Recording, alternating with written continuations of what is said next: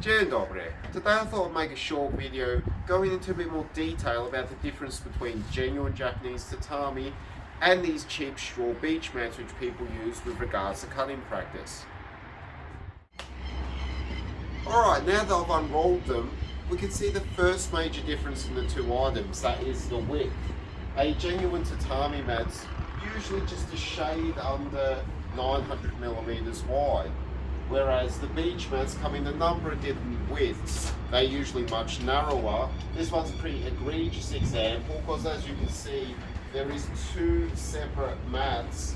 So even though this was advertised as being 800mm wide, which it isn't even unfolded, if you were to actually cut this, you only have half of that, maybe 400mm, just a bit over a foot to cut. Now this is actually rather problematic because in order to physically cut the tatami, you must roll it up and stick it on a spike. Now if you imagine a spike going in here, that would give you very little to cut, whereas if you imagine the spike will come to about here, you have much more to cut and you stand up better. One thing to immediately note is the differences in weight and thickness. As you can see here, the same breeze is having a much more dramatic effect on the beach mat than what it is on the tatami. Also, it's quite clear to see that while the tatami blocks all light from the other side, the beach mat is still rather transparent. When we closely inspect the weave pattern on the tatami mat here, it is very tightly bunched up, as you can see. It is almost like a double layer of weave. Now, tatami has to be tough as it's actually used as a flooring material in lieu of carpet in Japan. And while the Japanese walk barefoot on it, obviously they take their shoes off out of politeness when they enter each other's houses. It doesn't have to resist boots on it, heavy shoes, however it does have to resist furniture being placed on it. And as you can see, if I try to ruffle it a bit with my thumb, there is no movement in any of the fibres. Thickness wise, I do not have an accurate set of calipers, but if I had to guess, that would be close to 2.5 to 3mm thick. The beach mat, on the other hand, is very easy to move the fibres. Just as you can see, if I rub it with my thumb, everything moves. Now, I've ripped some of the ribbon off of this area to expose the actual width of it. If we can focus, there we go. As you can see, it's only a single layer thick, and it's literally only as thick as those strands, which will be 1 to 1.5 mil at most.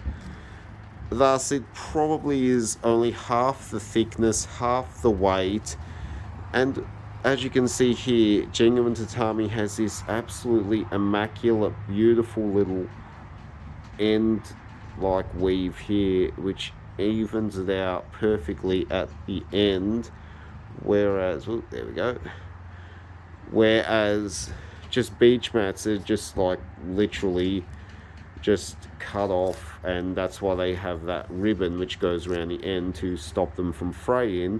However, most people remove that ribbon when cutting because obviously it doesn't look and feel like tatami when you have this lovely little floral design going down the side.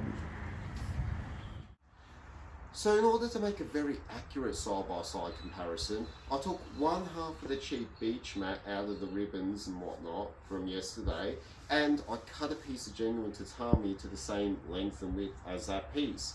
Now, I weighed them both dry as well as wet. I'll put these numbers up on the screen. Now, just handling them by hand yesterday, I estimated that the genuine tatami weighed probably twice as much as the cheap beach mat. However, the difference in weight was more than what I'd assumed. Also, as you can see, the weight of both go up as you soak them in water. These are being soaked overnight. Some people cut them dry when traditionally they are soaked in water, and that's the way I've always done it as well. And they're both soaked and ready to go. So we're going to see if there's a difference in cutting them. But first, also, I'd like to point out that if you notice after soaking, the cheap beach mat and cheaper mats in general, they tend to go a much more brighter green.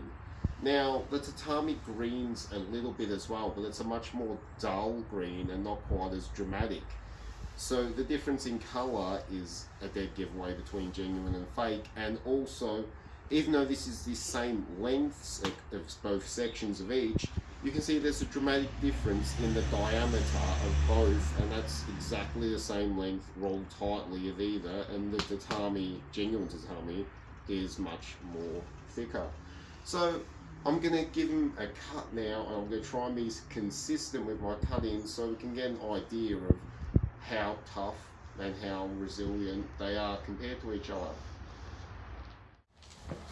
Alright, so as we only have small samples, far too small to spike, I'm just going to use a piece of log here and the good old meat cleaver. I've just given a tiny touch up to make sure it's nice and sharp, and I'm going to try to be uniform in the amount of power I use, but this is not exactly high science, so let's try. Alright, as you can see, a fairly, just swinging from the elbow, got almost halfway through the cheek beach mat. Now I'll try and give this one here an equally powerful swing. Ooh, that did not scratch it too much. I'll try again. Even putting a bit of power into it, it's still, that's like not even 1/4 of the way through. I'll try a bit more effort. I'll go to a section I haven't cut before. I cut in between these bands, I'll cut here a bit more. Okay, that's halfway through. I'll try and use the same amount of power on this section here. Oh, that's still not getting through. This time I'll try cutting this section here. I'll see if I can slice all the way through, just swinging from the elbow. Not quite. Bit over half. I'll try again. That's again just a bit over halfway through. I'll put a bit more power into it. I'll try an untouched section. That's about 1/3 of the way through. Try just here. Again, about 1/3 of the way through. Now, I mean, this is not 100% scientific. I am just swinging from the elbow and trying to be consistent, but this is a lot harder to cut than the cheap one, quite clearly. I'll stand back and give it a bit more. That nearly went the full way through. That's 2/3 of the way through. Again, that's not quite halfway through. I think we're going to need a bigger knife. Alright, time to bring out the big boys, the military dado, which basically means big knife. You don't get a much bigger knife than this. So now I'm going to try a bit more. I'll try and cut right on that rubber band where it hasn't been sliced yet, and we'll see if just a swing from the elbow primarily with a very big knife will get the full way through. Oh, okay, not only did that get the full way through, except for the parts that's inside the little divot here, we also cut relatively deeply into our makeshift chopping board. Time to give it a try of genuine tatami. I'll try and do a consistent, we'll stop rolling, there we go. Again, I did not cut on the rubber band, so that's exactly where I'm aiming to cut. I'll try the same amount of power just from the elbow. Ooh, that just bounced off. I'll try again. Again, just swinging from the elbow is doing very little. That took a bit of power, but I swung it that harder than the other one, a lot harder, and it still did not cut entirely through. It just barely missed. Try one more round. Again, I'll try and be very consistent. Stay right where that rubber band is has not been cut. Up, up. I missed completely the rubber band, but still, ooh, it's hard doing cuts like this way, squatting. But that went straight through relatively easily. Again, right where that rubber band is hasn't been cut. I'll try up here. Again, that cut about halfway through, then bounced out. Try next to it. So even with a big knife, a very half-assed swing will cut through consistently the beach mat relatively easy.